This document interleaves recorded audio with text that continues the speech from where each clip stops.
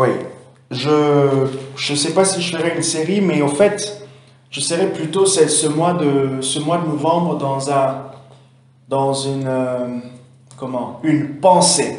Je veux peut-être apporter, bien sûr, certains messages seront comme des séries, mais je serai plutôt dans une pensée, et la pensée qui va vraiment motiver ce mois de novembre, et je vous encourage, et je nous encourage vraiment tous à être en prière. Ok?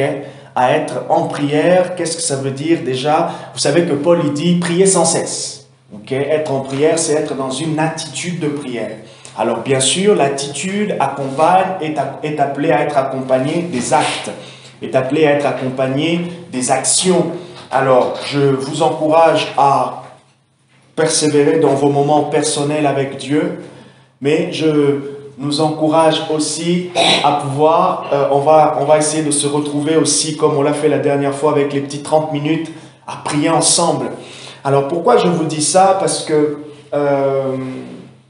hier, le Seigneur a remis une pensée déjà depuis le mois d'août, ça fait déjà plusieurs moments aussi, que Dieu me parle du réveil. Et vous savez bien que nous avons tous besoin d'un réveil, autant un réveil personnel, mais aussi un réveil dans notre milieu. Et ce mois, en fait, la pensée qui va accompagner vraiment nos actions et même les messages que je donnerai, ça sera semence pour un réveil. Donc, semer, semence pour un réveil, ok? Non, j'ai jamais fait une série sur semence pour un réveil, mais semence pour un réveil, c'est vraiment semer, donc planter quelque chose. Et hier, pendant que je priais, le Seigneur m'a encouragé à nous inculquer, à nous imprégner de la pensée du réveil. Ok? Et s'imprégner de la pensée du réveil, c'est de demander à Dieu de descendre, de demander à Dieu de se révéler de plus en plus, de dire à Dieu, Seigneur, manifeste-toi, rends les choses de plus en plus accessibles. Priez pour les âmes. Ça va, Marie-Josée? Ça va? Je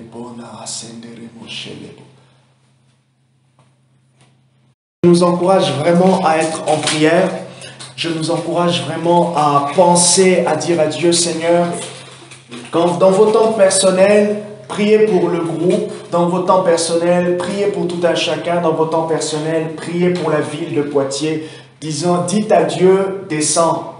Seigneur, manifeste-toi. Seigneur, plus donne-nous, donne les âmes, attire les âmes à toi, attire les âmes à toi, attire les âmes à toi. Semence pour un réveil, ça sera la pensée qui va vraiment, qui va dominer, qui va influencer les messages de ce mois. Je parlerai de la nécessité du réveil, je parlerai d'un réveil personnel, je parlerai vraiment de tout ce qui est important pour le réveil.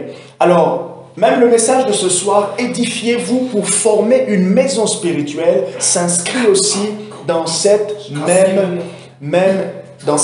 idée, la même idée du réveil, la même idée de l'activité du Saint-Esprit au milieu de son peuple, la même idée de l'activité de Dieu qui règne dans son Église. Christ étant la tête du corps, comme le dit Paul dans Colossiens, le chapitre 1. Alors, je vous emmène dans Jean chapitre 2, à partir du verset 13 jusqu'au verset 22. Jean chapitre 2, à partir du verset 13 jusqu'au verset 22. Je parlerai un peu plus tard, ça serait peut-être, en tout cas plus tard, je ne sais pas quand, mais je continuerai une autre série de Christ, découvrir Christ. Non, révélation de Jésus-Christ. Et là, on sera maintenant dans l'évangile de Jean et on va parler des 21 portraits que l'on retrouve, 21 portraits de Jésus dans l'évangile de Jean. Alors, qui dit 21 portraits de Jésus, c'est chaque chapitre, ok, bien sûr, je ne parlerai pas de tout le chapitre, mais les versets clés de chaque chapitre, et vous allez découvrir la pensée de l'Esprit en travers de l'évangile de Jean, en nous faisant découvrir Christ. Lorsque l'on découvre Jésus, on découvre le cœur du Père. Hébreux chapitre 1, le verset 1 à 3, il est dit qu'il est l'image, le verset 3 je crois, il est l'image du Dieu invisible. Lorsqu'on découvre Jésus, on découvre le Père. Ok? Christ marchant dans le monde, c'était le Père qui marchait aussi. Voilà pourquoi il peut dire, celui qui m'a vu, celui qui m'a vu a vu le Père. Dans le voir, il y avait le voir physique, mais dans le voir, il y avait aussi le voir spirituel. Celui qui m'a vu. Or, on sait que dans la Bible, lorsqu'on emploie le terme voir parle aussi de l'expérience. Celui qui a fait l'expérience en me voyant. Ok? Il a fait l'expérience avec le Père. C'est pour cela qu'il peut dire, personne n'a vu le Père si ce n'est le Fils qui l'a révélé. Vous voyez? Personne n'a vu le Père si ce n'est le Fils qui l'a révélé. Avant de faire l'expérience du Fils, c'est aussi en même temps faire l'expérience du Père. Il répond Jésus à son disciple Thomas, Jean chapitre 14, à partir du verset 2, lorsqu'il leur dit que je m'en vais vers le Père, il lui pose la question, tu vas, on ne sait même pas où tu vas et tu dis que tu vas préparer un endroit. Et Jésus dit, je suis le chemin, la vérité et la vie. Et à Thomas, il dit, si vous m'avez vu, je suis dans le Père, vous avez eu accès aussi au Père. Pourquoi? Parce que lui et le Père, ils sont un. Et celui qui fait l'expérience de Christ fait l'expérience de Dieu le Père. Okay? Voilà pourquoi nul ne peut venir au Père si ce n'est par lui, Jésus. Et donc découvrir Christ, plus on découvre le cœur de Christ, l'amour de Christ, on découvre en même temps l'amour de Dieu. Et c'est là qu'on comprend l'unicité, cette vérité spirituelle qui nous est aussi par moments difficile à comprendre. Comment est-ce que les trois personnes, Dieu est un en trois personnes. Dieu est un mais révélé en trois personnes. L'Esprit, le Fils et le Père. Ça, c'est une réalité spirituelle qui nous est vraiment pas facile à saisir. Et bien sûr, il y a eu des hérésies dans l'histoire de l'Église, des hérésies concernant la Trinité. La Trinité, ça ne se retrouve pas dans la Bible, on est bien d'accord. La Trinité, c'est juste un mot français ou un mot théologique qu'on utilise pour expliquer cette forme d'unicité. Okay? Et laissez-moi vous dire que le Saint-Esprit, c'est aussi lui, bien sûr, qui nous aide à comprendre les vérités spirituelles. Voilà pourquoi Paul, il parle dans Colossiens, le chapitre 1, le verset 9 à 10, il parle de l'intelligence spirituelle. Le Saint-Esprit nous aide à comprendre les choses de l'Esprit, les choses spirituelles, parce que ça nous dépasse. Ça nous dépasse, pourquoi? Parce que dans ce corps, on ne peut pas tout saisir. Bien que étant converti, étant régénéré, on n'a pas au fait la structure, si je peux dire. Okay? Quand je dis la structure, c'est dans le sens de la délivrance finale. C'est le retour de Christ final qui permettra à ce que nous puissions totalement connaître. Rappelez-vous, Paul il dit, nous ne connaissons pas tous. Nous ne connaissons pas tout. Nous connaissons en partie, nous prophétisons en partie. Et c'est là que dans cette idée-là, le mystère même du corps de Christ s'inscrit.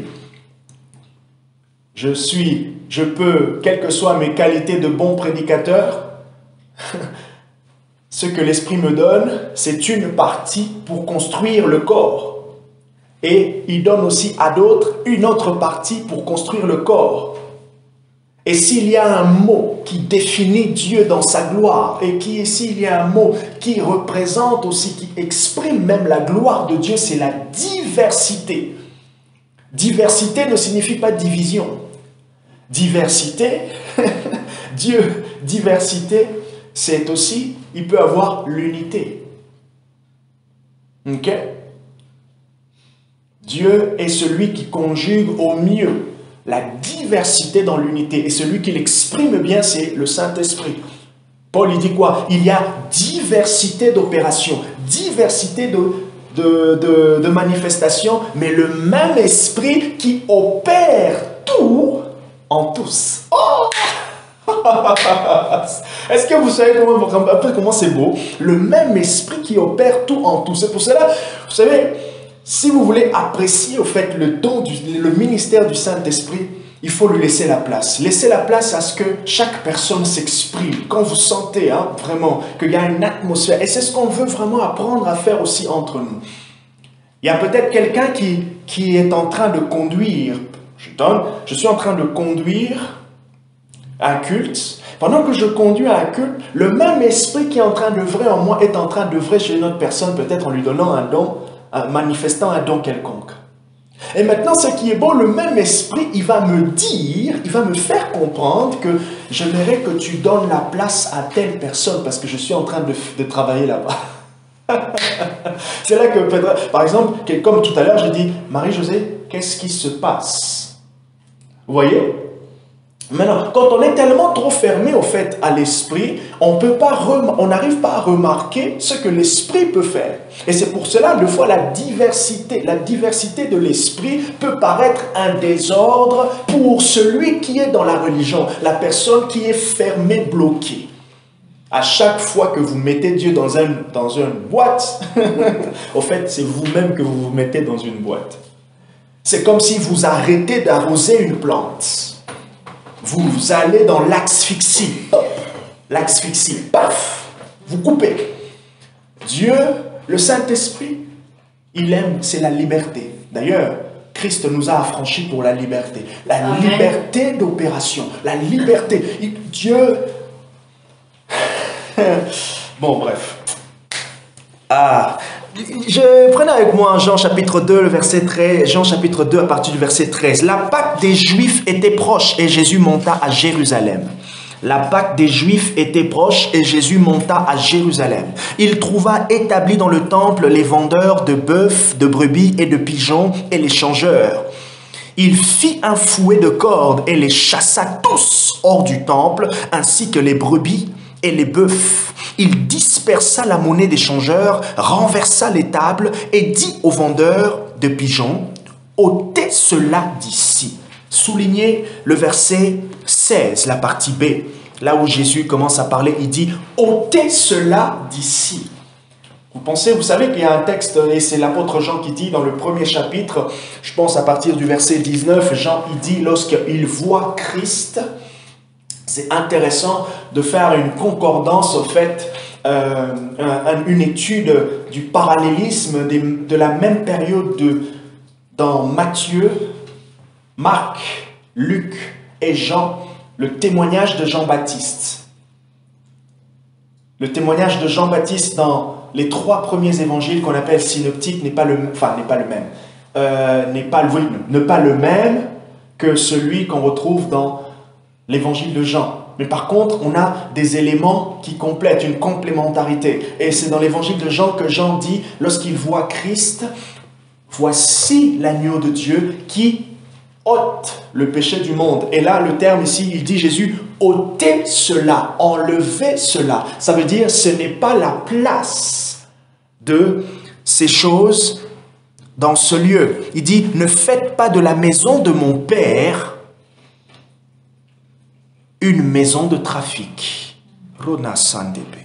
Ses disciples se souvinrent qu'il est écrit « Le zèle de ta maison me dévore ». Soulignez aussi le verset 17.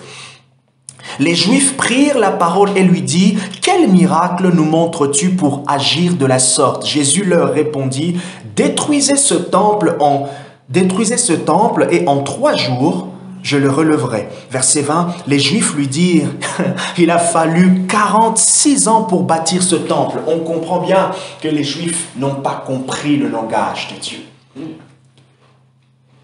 Ils n'ont pas compris le dire de Jésus. Ils n'ont pas compris ce qu'il voulait dire. Regardez comment Jean, il complète, il dit... verset 20, il a fallu 46 ans pour bâtir ce temple et toi, en 3 jours, tu le relèveras. Ok, 46 ans. Or, le verset 21, mais il parlait du temple qui est son corps. Donc, Jésus a prophétisé sa résurrection lorsqu'il a dit, détruisez ce temple et je le reconstruirai en 3 jours. Donc, comme pour dire que la résurrection, les 3 jours de la résurrection est une période de construction. est une période où Dieu bâtit. J'ai bien aimé une prédication que j'avais entendue du pasteur Yvan Castanou de l'église ICC à Paris. Il avait parlé dans une prédication, il avait parlé combien de temps il faut pour une construction. Et là, bien sûr, il faut savoir que dans l'expression, dans les dires des pharisiens, il a fallu 46 ans. Bien sûr, il faut le comprendre comme un temps vraiment précis dans lequel on a bâti le temple. Même aujourd'hui, toute construction prend du temps en moyenne. Vraiment, en moyenne, c'est 1 an et demi. Et quand c'est ça, c'est des légers travaux. 1 an et demi. Et quand je dis 1 an et demi, c'est en commençant du dossier à la mairie, la demande de permis, jusqu'au moment où on vous livre les clés, vous rentrez dans la maison. Et ça, c'est vraiment le minimum, c'est pour les petits travaux, 1 an et demi.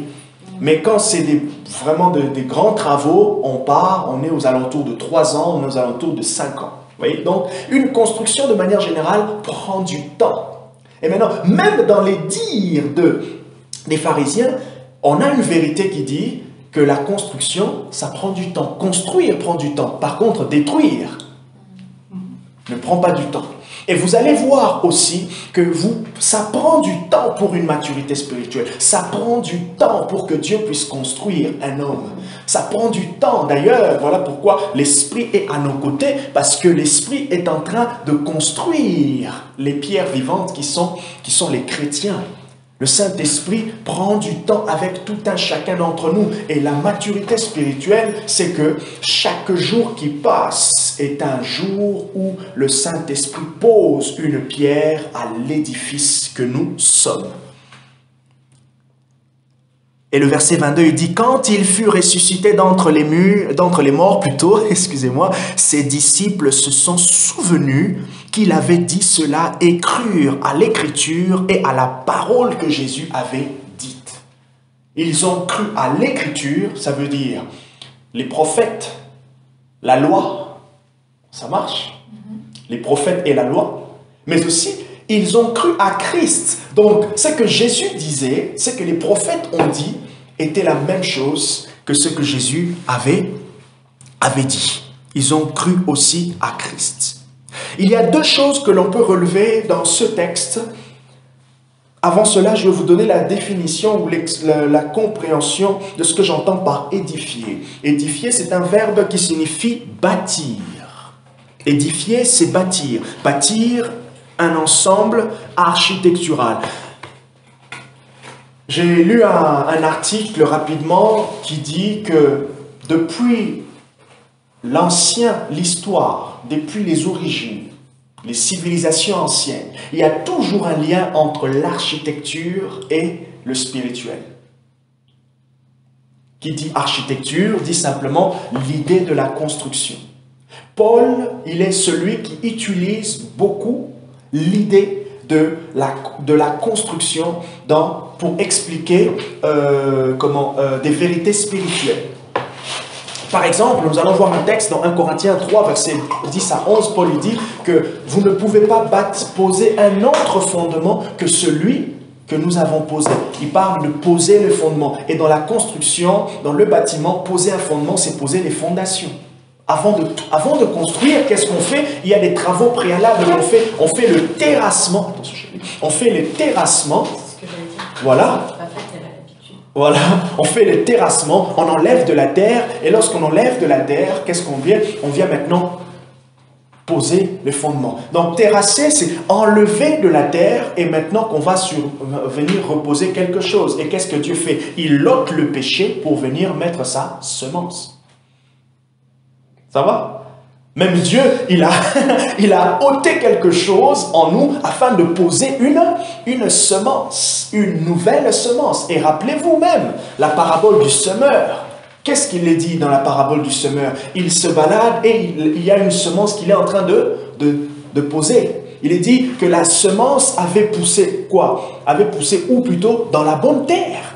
C'est dans la bonne terre que la semence pousse. Ça veut dire, la bonne terre, c'est la terre qui a été préparée. Elle a été défrichée. Parmi les images puissantes de la vie chrétienne, de la croissance spirituelle même, ou de la pratique de la vie chrétienne dans la Bible, on a l'image de l'agriculture. Et il y a 6 activités, je pense, qui est expliquée pour parler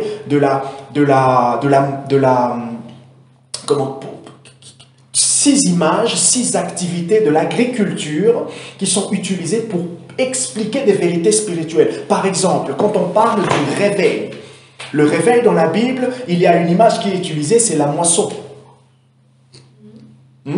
Jean chapitre 4, verset, je pense, à partir du verset 30 ou verset 33, où Jésus dit, déjà, regardez, la moisson, elle est là. Les champs sont prêts. Ok? C'est pour cela, en fait, de fois même, une parenthèse que j'ouvre et je ferme, comment on peut prier pour le réveil? La perspective avec laquelle on prie pour un réveil, c'est la perspective des choses qui sont déjà disponibles, mais dans lesquelles nous devons avoir l'intelligence de comment y accéder. Si Jésus a dit en son temps à ses disciples, regardez, la moisson est là. Les cœurs sont disponibles. Hein? Voilà, la moisson, les champs sont mûrs. Si Jésus a dit ça en son temps, à combien plus forte raison, nous aussi, à notre époque, nous ne pouvons pas dire que les gens qui nous entourent, la France est une terre, est une moisson mûre. Mais maintenant, ce que nous cherchons par la prière, c'est de comprendre, c'est de recevoir les stratégies, la force, le moyen par lequel nous allons entrer pour récolter. Donc, bien sûr, je m'arrête là pour les images de l'agriculture. Bâtir, édifiez-vous pour former une maison spirituelle. Édifier, c'est bâtir, j'ai dit. Édifier signifie aussi établir, créer. Édifier signifie aussi porter quelqu'un à la vertu ou à la piété, par exemple. Porter quelqu'un à la vertu ou à la piété par l'exemple ou par le discours. Donc, j'édifie quelqu'un lorsque je lui parle de manière régulière. Et là, on a même l'image aussi de la parole. La parole de Dieu, pourquoi est-ce que Jésus enseignait beaucoup? Parce que par l'enseignement, il y a un travail spirituel, une réalité spirituelle qui se fait dans la vie de ceux qui écoutent.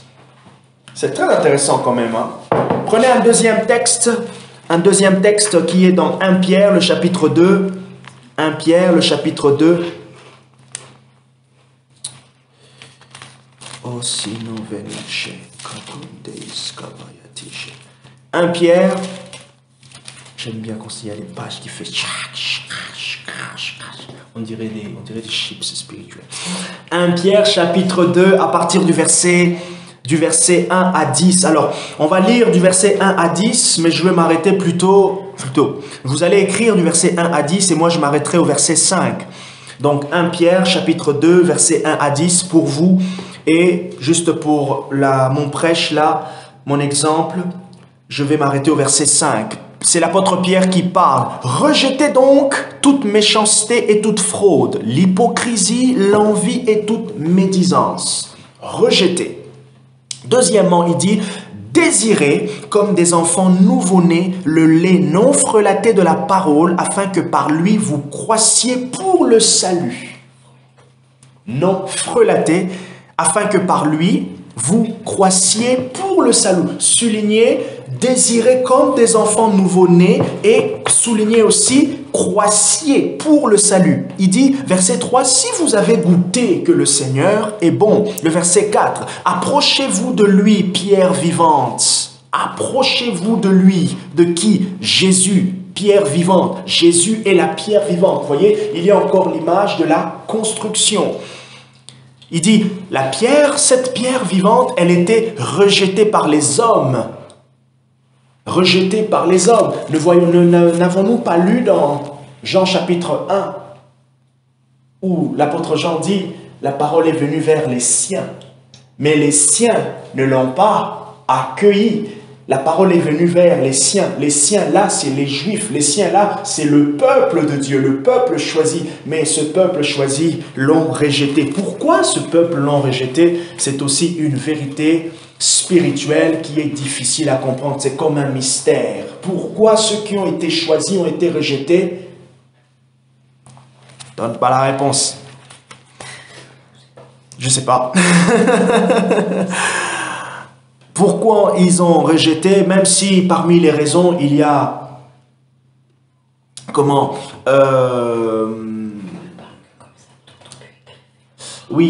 parmi les raisons, il y a aussi, l'incrédulité, il y a, l'aveuglement spirituel, mais bon, il y a quand même aussi un mystère derrière. Bon, c'est pas le sujet, je vais essayer de me recentrer. Il dit, rejeté par les hommes, mais choisie et précieuse devant Dieu. Ce n'est pas parce que les hommes rejettent quelqu'un que cette personne n'a pas été choisie.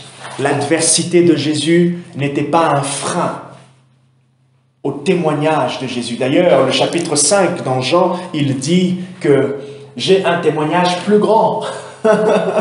Il dit ce n'est pas un problème, et en s'adressant aux Sadducéens et aux pharisiens, ce n'est pas un problème que vous ne rendez pas témoignage de moi, mais moi je sais que le témoignage que je reçois vient de Dieu. C'est pour cela que je veux nous fortifier aussi, même quand autour de nous il y a une certaine adversité, il nous faut nous concentrer et nous fortifier dans le témoignage que nous recevons de Dieu. Si Dieu rend un bon témoignage de nous, cela nous suffit. Car il est dit, si Dieu approuve les voies d'un homme, il disposera même ses ennemis à faire la paix avec lui.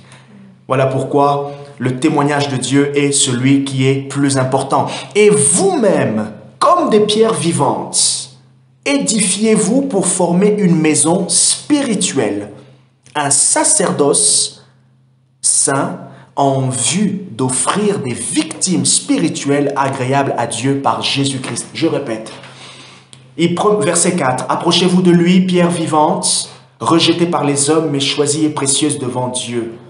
Verset 5. Et vous-même. Et là, il parle à ses auditeurs, mais le vous-même, c'est aussi nous aujourd'hui, qui sommes bien sûr les auditeurs indirects de Pierre. Nous sommes aussi maintenant des pierres vivantes. C'est intéressant en fait que, je ne sais pas si vous avez remarqué, dans la Bible, à chaque fois, on présente Christ comme le modèle et on présente les autres, des chrétiens, des petits Christ comme des petits modèles du premier modèle. Il y a un prototype type et il y a des prototypes, voilà, des dérivés. Nous sommes, nous aussi, des dérivés. Voilà pourquoi Paul dit, il est le premier, le nouveau-né d'entre les morts. Christ, il est le premier afin d'être en tout temps le premier. Il est le modèle et voilà pourquoi il y a des dérivés. Et là, l'idée des dérivés ici, nous aussi, nous sommes des pierres vivantes. Et c'est intéressant que Paul, il identifie toujours Christ comme étant la tête et nous comme étant le corps. Donc, si Christ est la pierre vivante, nous sommes des petites pierres. Alors, dans l'idée de la pierre vivante, la pierre angulaire, c'est ce qui est dit dans les versets qui suivent, nous sommes la pierre angulaire, c'est la pierre principale qui sert à construire. Et maintenant, nous sommes des petites pierres qui viennent s'édifier, qui viennent se poser dans la suite de la construction. Voilà pourquoi c'est intéressant de remarquer que Jésus, bien sûr, il est la tête, parce qu'il y a un corps. Il n'est pas la tête sans le corps. Et si nous sommes le corps de Christ, nous ne pouvons pas être le corps sans se référer à la tête. Ça veut dire sans se soumettre à la tête. Et là, comment faire le lien maintenant entre les deux textes dans l'évangile de Jean, le chapitre 2, et le texte dans 1 Pierre, le chapitre 2. Premièrement, on voit dans l'évangile de Jean que Jésus rentre dans le temple et qu'est-ce qu'il trouve dans le temple? Il trouve des vendeurs. Jésus, il est en colère. Pourquoi Jésus est en colère? Parce que l'activité qui se faisait dans le temple, ce n'était pas l'activité qui était requise pour le temple. Quelle était l'activité qui est requise pour le temple? Dans le temple, on venait offrir des sacrifices. Mais là, maintenant, qu'est-ce qu'il y avait? Il y avait des vendeurs. Ce n'était plus le temps pour le sacrifice. Il y avait autre chose. Donc, il n'y avait plus une activité spirituelle. Donc, on voit que Jésus chasse les vendeurs du temple, car là où on rendait le culte n'y était plus. Il y a deux images importantes qui apparaissent dans les actions et les paroles de Christ. Premièrement, Jésus se présente comme le gardien du temple. Première image, Jésus se présente comme le gardien du temple. Je pense que c'est dans Chroniques, si je ne me trompe pas, Chroniques, le chapitre 22, le chapitre 23, le chapitre 24, le chapitre 25, vous avez une explication détaillée du tabernacle de David. Et dans cette section, on voit qu'il y avait dans le tabernacle de David plusieurs services pour le culte. Il y avait des personnes qui s'occupaient des chants, il y avait des personnes qui étaient appelées des gardiens du temple. Eux, ils étaient des gardiens, comme aujourd'hui, agents de sécurité, protecteurs du temple. Et Jésus se présente comme le gardien du temple. Ça veut dire, il veille à ce que l'activité spirituelle du temple puisse se passer. Et là, dans l'idée de garder le temple, c'est même une image prophétique. Il y a des types de prophètes, ou je peux dire une manifestation de l'onction prophétique qu'on appelle des prophètes chamars, des prophètes gardiens. Des chamars, c'est des prophètes qui gardent. Je vais vous expliquer, il y a un passage biblique dans... Alors, vous allez le retrouver, je ne sais plus si c'est dans Exode ou dans les psaumes. Il est dit que le Seigneur a gardé le peuple par Moïse. Alors, je sais juste paraphraser, mais du coup, le mot « garder », c'est que le prophétique, dans la manifestation de l'onction prophétique, ça permet à ce que le peuple soit gardé. Mais gardé de qui? Gardé des voleurs. Ok? Gardé de ceux qui viennent pour pouvoir détruire. Jean chapitre 10, il est dit que le voleur ne vient que pour dérober, pour détruire et pour tuer. Et la manifestation de l'onction prophétique permet à ce que les gens soient préservés. Préservés de quoi? Préservés des œuvres des ténèbres, préservés des plans de l'ennemi. Et Jésus intervient ici comme quelqu'un qui vient préserver l'activité spirituelle dans le temple de Dieu. Alors, s'il y a commencé à avoir des voleurs, des trafics dans le temple de Dieu, ça veut dire que la condition spirituelle était basse. Il y avait une décadence. À chaque fois qu'il y a une décadence dans notre vie, à chaque fois que notre vie, le temple que nous sommes, l'activité spirituelle est en train d'aller vers le bas, qu'est-ce qui se fait? Il y a des activités annexes qui viennent remplacer. Quand on ne va pas bien spirituellement, qu'est-ce qui se fait? On ne fait pas les choses initiales. On ne prie plus, on ne lit plus la Bible, on va moins à l'église, ou soit on fait ces choses, mais avec moins de motivation. Comme il est dit là dans Jean, le chapitre 2, verset 17, « Le zèle de ta maison me dévore ». On peut faire ces choses, mais avec moins de zèle. Édifiez-vous pour former une maison spirituelle. Le chrétien est la maison spirituelle. Il est l'église. Il est ce lieu, ce temple. Donc, première image que Jésus renvoie ici, c'est l'image du gardien du temple. Et deuxième image que Jésus renvoie, c'est celui qui bâtit le temple. Car il est dit plus loin, « Détruisez ce temple et je le reconstruirai en 3 jours. Jésus est celui qui bâtit. Alors, la question à nous poser, c'est comment bâtir le temple de Christ que nous sommes? Si nous sommes une maison spirituelle, comment est-ce que je peux veiller à ce que la maison que je suis soit bâtie? Et dans le bâtir, bibliquement, bien sûr, on a l'idée du premier fondement posé, mais dans le bâtir, il y a aussi les murs qui se lèvent, la construction qui se lève. Paul emploie le terme pour parler de la stature de Christ. Dans bâtir, édifiez-vous pour former une maison spirituelle, ça veut dire construisez-vous en tant que maison spirituelle, édifiez-vous pour atteindre la stature. Comment est-ce que je fais pour atteindre la stature? Et c'est intéressant, pendant que j'étais en train de méditer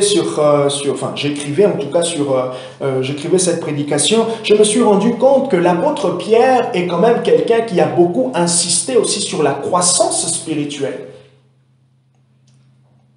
C'est impossible d'être un vrai chrétien, un bon chrétien sans croître, sans se rendre compte aussi de sa croissance spirituelle. Prenez, je vous donne un exemple, prenez 1 mois, prenez 3 semaines, prenez 6 mois. Ayez une certaine régularité dans certaines activités, vous allez voir, après un moment, vous allez vous rendre compte que vous avez grandi. Même moi aujourd'hui, je me rends compte dans la jeune temps, je te rappelle, je t'en parlais, on en parlait le vendredi, je crois. Vendredi ou jeudi. Quand on discutait après que j'ai pris le temps de prière par rapport à la prédication que j'avais écoutée. Quand je parlais du prophète, on parlait des dons, le prophétique, des trucs comme ça.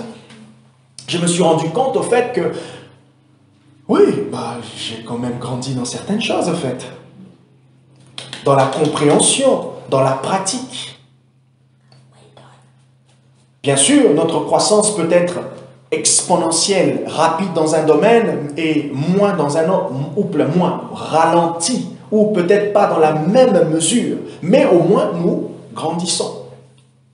Et l'apôtre Paul, il parle de la croissance spirituelle. D'ailleurs, ce texte, il parle de la croissance spirituelle. Le texte de 1 Pierre, chapitre 2. Il dit premièrement, rejetez toute méchanceté, rejetez, débarrassez-vous.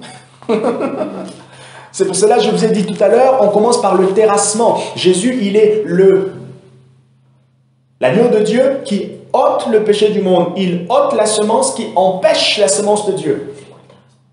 Le terrassement, c'est toute activité dans la construction qui permet de mettre à niveau, d'enlever les mauvaises terres, de creuser des trous pour mettre le fondement. Ça, c'est une explication vraiment rapide. Comme le bâtiment pour les nuls. Et qu'est-ce qu'on commence par faire pour pouvoir construire, pouvoir élever le mur? On commence par en poser les fondements. Et l'apôtre Paul, il dit, plutôt l'apôtre Pierre, rejetez donc toute méchanceté. Le verset 2, il dit maintenant, désirez comme des enfants nouveau-nés le lait non frelaté, qui est la parole de Dieu. Il dit, afin que vous puissiez croître pour le salut. Alors, le lait non frelaté, il veut dire non mélangé. C'est ça. Un lait qui est pur. D'ailleurs, certaines versions qui disent « Désirez comme des enfants nouveau-nés le lait pur de la parole ». Alors, qui dit lait pur de la parole, ça veut dire l'enseignement que vous avez entendu, l'évangile que vous avez entendu, comme vous l'avez entendu. Et d'ailleurs, c'est même ce que Paul dit à Timothée, « Retiens mon enseignement comme tu l'as entendu de moi. Pratique-le comme tu l'as entendu. » Il ne le change pas, il est comme ça. Et Paul, il dit quoi dans Romains chapitre 12, le verset 1? Paul, il dit dans Romains chapitre 12, verset 1, il dit, au verset 2 plutôt, « Ne vous conformez pas au siècle présent. » Ne vous conformez pas. Voyez? Ne pas se conformer. Ne pas se mélanger. Ne pas s'adapter. Dieu ne s'adapte pas. C'est à nous de s'adapter à Dieu. L'évangile ne changera pas. L'évangile, c'est pas parce que nous sommes au 21e siècle et que nous avons Facebook qui s'appelle maintenant Meta Universe que nous allons nous aussi adapter notre évangile pour dire évangelaires, je sais pas. Non, l'évangile ne s'adapte pas. Quelle que soit la vitesse de la société, notre évangile reste le même. Jésus est l'agneau de Dieu qui ôte le péché du monde. Construisez-vous, entretenez-vous. Voilà l'expression de Pierre quand il dit édifiez-vous. L'édification spirituelle, c'est toute activité spirituelle qui permet la construction, la stabilité de notre foi. On parle alors de la stature, on parle alors de la maturité spirituelle. C'est donc la pratique de la vie chrétienne que Pierre est en train d'insister. Alors pour être bâti, qu'est-ce qu'il faut faire? Il faut faire deux choses. Premièrement, une bonne construction repose sur un bon fondement. Une bonne construction repose sur un bon fondement. Le fondement, c'est Christ. 1 Corinthiens chapitre 3, le verset 10 à 11. Le fondement, c'est Christ. Et deuxièmement,